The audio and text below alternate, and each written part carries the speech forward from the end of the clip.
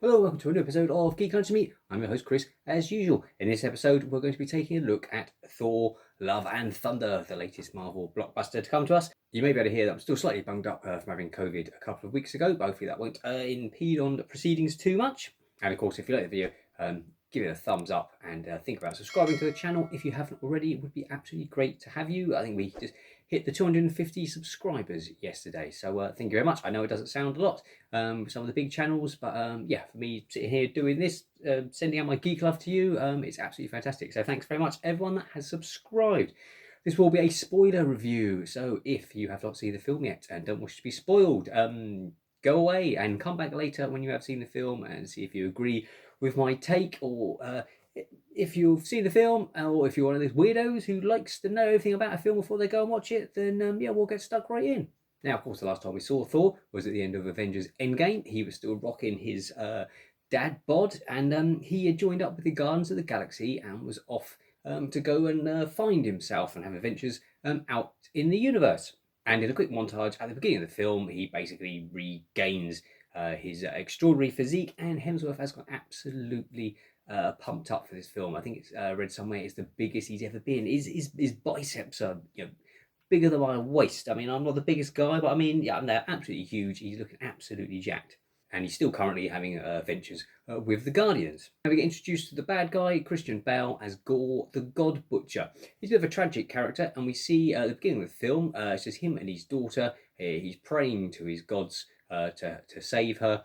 She passes away, and he sort of denounces all gods, and he conveniently finds the Necro Sword, which allows him to kill gods quite easily. So he sets off on his quest to sort of rid the entire universe of all of its gods, or sort of. That plot point sort of disappears, but we'll come back to that. Also thrown into the mix, we've got Natalie Portman back as Jane Foster, and unfortunately, she's dying. She's got stage 4 cancer. She unfortunately doesn't have long left to live when she gets a sort of a calling from Mjolnir, which is still in pieces from after Hela shattered it in Ragnarok. So off she goes to New Asgard, which has become a sort of too big tourist destination. As you know, as quite rightly you would expect, you've got a bunch of aliens now living on Earth. So yeah, it's become lots of cruise liners come and visit it all the time. And Valkyrie is now the king there, ruling over say what's left of the Asgardians. And Thor, in his sort of journey for enlightenment, decides to leave the Guardians of the Galaxy, returns to Earth, to New Asgard, and finds out that Jane is now the mighty Thor, wielding Mjolnir. It can sort of all come apart, still shatter, and all the shards can fly out and do their own thing and kill the bad guys, and all sort of come back and remake the hammer, which is pretty cool. And as soon as he's back, then Gorr the God Butcher turns up, steals all of the Asgardian children, kidnaps them, disappears off, where we now sort of get into the sort of main plot, where Gorr the God Butcher is looking for eternity, which we discover is at the centre of the universe. He needs a key to open it, and once you're there, apparently the first person that ever gets there gets one wish granted, anything they want. So of course, Thor, Jane, Valkyrie, and Korg, the rock creature played by Taika Waititi, is back as well, go off to try and stop him. And that is basically the sort of main plot as it is to Thor: Love and Thunder. So straight off the bat, I'll say this is probably the funniest MCU movie they have made. Probably what you'd expect from having Taika Waititi in charge. Now, your enjoyment of the film will, of course, hinge on whether that is your sense of humour and that is what you want to see. If you're after a more serious film like Captain America: Winter Soldier, or even sort of obviously the main parts of Infinity War and Endgame, find yourself at odds with some of the more absurd, bizarre humour that's going on in Love and Thunder. I personally have quite a bizarre sense of humour, so I loved what was going on with most of it. Some of the jokes don't hit. Obviously, some of the humour is coming from a very, very dark place. For what is essentially the MCU's first comedy, Jane Foster is dying of cancer. Gorr the God Butcher is, trying to slay every god, in the universe, for letting his daughter die. So they come from very dark places. It doesn't always, the humor doesn't always hit. Sometimes it's used as a punchline. The bit where Thor's sort of going off on one of his rants, and then there's just a beat, and then that's when Jane says to him, that she's got cancer. And so it's used as a punchline, and you could tell there was a few nervous laughs in the cinema where I watched it. You sort of people you could tell, should I be laughing at that? And you can find humour in everything. I don't think much is taboo. Yeah, some stuff though just doesn't quite work as well as it should. When the humour does hit, yeah, it's excellent. Obviously, we've got a lot more of Gorr, Taika Waititi himself, who I love anyway. There are two goats, giant screaming goats that Thor is given, that they then use to pull this boat, sort of like a tourist boat from New Asgard, hitching up Stormbreaker, the axe, to the front to create the Rainbow Bridge. So pulled by these two screaming goats, and that's all they do is scream. They just turn up and play the scream. I actually thought they were underutilized. I'd like to have seen them a lot more. I'd like to have seen them turn up sort of in the end battle, screaming their way and being mad. As I say, I like that sort of thing. It may annoy some people, I've no doubt. And there was a fantastic mad humour where obviously Thor's ex is back, Jane, which also means his ex-weapon is back.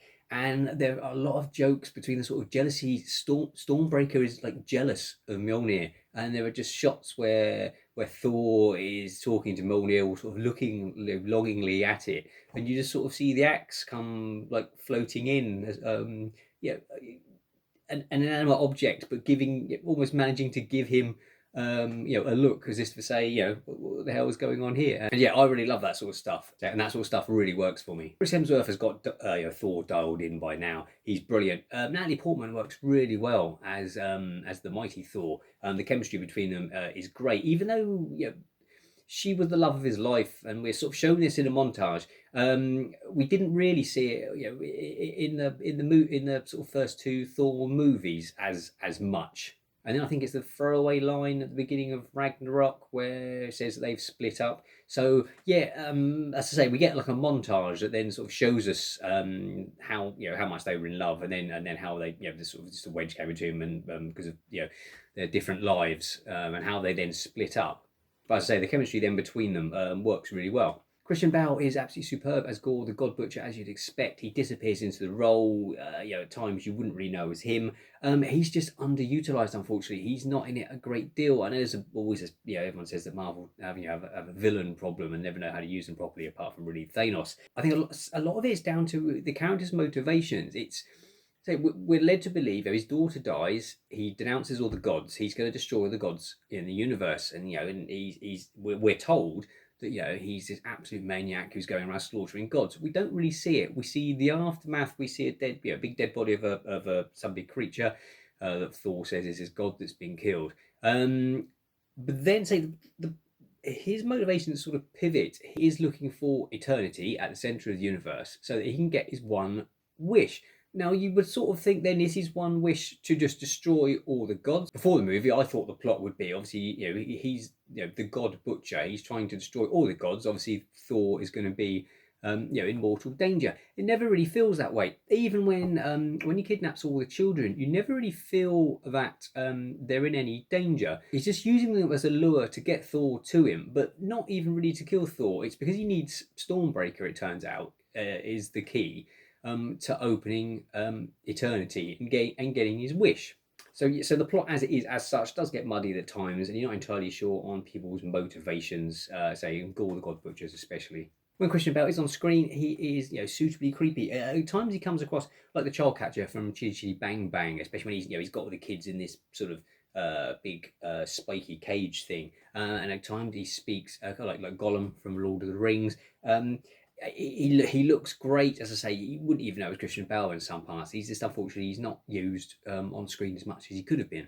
There is, of course, also the problem that by introducing the idea that there's this thing at the centre of the universe and the first person who gets there gets one wish, that would really come in handy then after Thanos blipped away half the population of the universe, maybe trying to find eternity and reversing that. Or for that case, then why did Thanos even bother trying to collect all of the Infinity Stones? He presumably could have searched for eternity himself and used that one wish to destroy half the universe there. So that's the problem when you introduce these things, late into a series and you start retro-conning in your head thinking, well, that would have really, come in handy earlier on. But such is the way of these things. Music-wise, there's a lot of Guns N' Roses in this film, as you've seen in the trailer. Yeah, several of their hits used for sort of all the big action scenes. A lot of the scenes replicated, very similar to Ragnarok, where you get the big sort of side-on view of Thor in slow motion flying through the air, or the lightning come down as he's coming down with Stormbringer. We get that sort of recreated several times. The best time being when Thor has rescued the Asgardian kids and sort of imbued them with his powers temporarily. And they're all like mini Thors fighting against these shadow creatures that Gorr the God Butcher has created. One of the little girls has got this fluffy bunny toy, which she's then sort of wielding like her own Mjolnir, with destroying all these creatures with these lightning bolts flying out of this little fluffy bunny's eyes, which is really good fun. And then, of course, we get to the ending, and Gorr the God Butcher basically wins. He he opens up eternity using Stormbreaker, and he gets his one wish. Now, his one wish is not, as it turns out, to destroy all the gods, but is just a wish for his daughter back. Who she comes back, he dies. Jane Foster then dies as well. It's all very sad. Using Mjolnir, although it sort of gives her strength, is actually sort of sapping her sort of body's ability to sort of fight against the cancer, and so she dies as well. So we're left with this sort of bittersweet ending in a way. Thor takes on the guardianship of sort of Gorr's daughter, and presumably in the future we're going to have Thor and mini Thor having adventures together. All in all, I would say Thor: Love and Thunder. I preferred it to the first two Thor movies. I didn't think it was as good as Ragnarok. It's funnier, but it doesn't have as good of a plot. There aren't any high stakes. Now, I don't know if this is a problem since Endgame.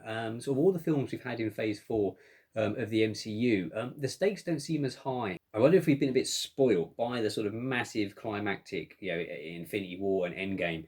And everything since is obviously, running to catch up, but never gets there. Head honcho Kevin Feige said recently that we would be getting the sort of reveals of what the sort of big overarching story and who the big bad is of Phase 4 within a few months. I wondered if we were going to see something in Thor: Love and Thunder, with it being sort of one of the more sort of cosmic Marvel stories. We were going to get something involved, maybe say Galactus turning up or sort of hinted at.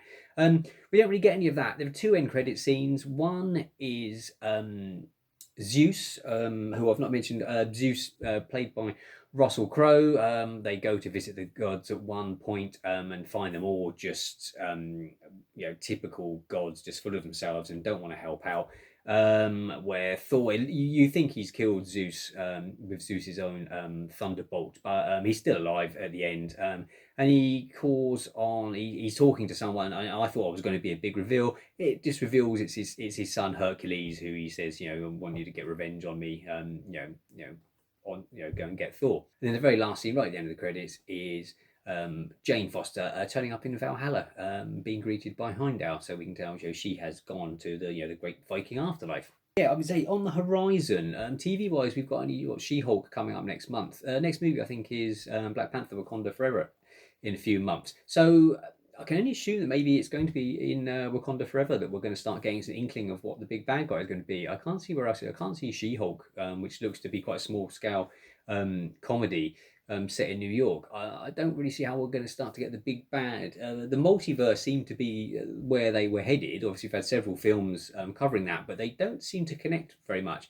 Loki was the sort of main one, introducing Kang the Conqueror, who we know is going to turn up next year in Ant-Man and the Wasp: Quantumania.